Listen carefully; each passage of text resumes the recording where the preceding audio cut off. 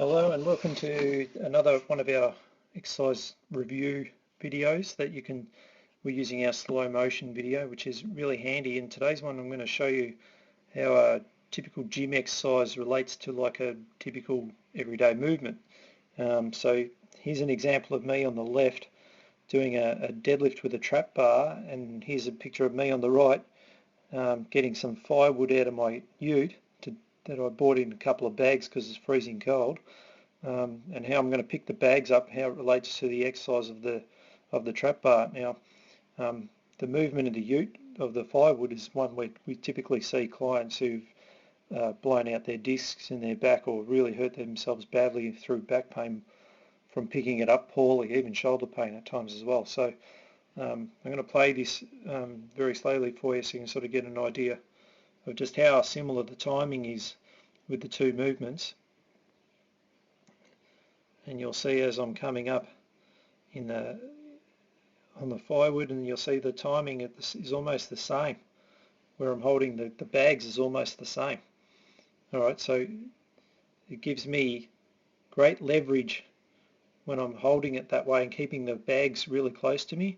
So see, as I'm lowering the trap bar now, the trap bar is really close, just as it is when I'm lowering that. See, when I put the bags in front of me and I'm in a bad position there, you'll see now this is how most people would pick the bags up like that, and this is disaster for your back, especially if you're going to blow a disc, which is going to go boom out there.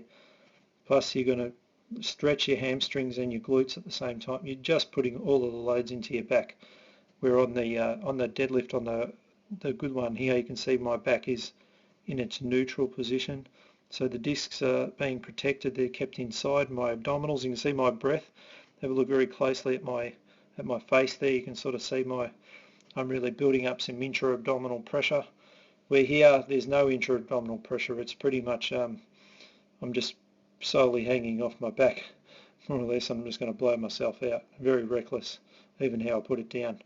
Now you can see here, if I was to pick it up one at a time, I can leverage it more by getting it right on top of it, keeping it close to me.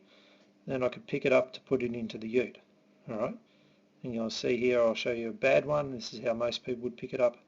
Again, I don't have enough leg movement. I'm just purely picking it up from my back. And again, if you're looking at my back position there, terrible. Where the one prior to that, if I go back,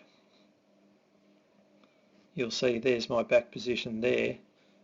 I'm a much more of a neutral position, and my legs, look how much difference there is there, which is very similar to the deadlift movement.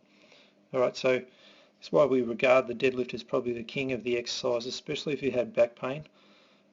Usually the one that's going to ruin you is the same one you need to be the best at, and this is a perfect example of that being used in everyday life. Alright, so it doesn't necessarily have to be firewood.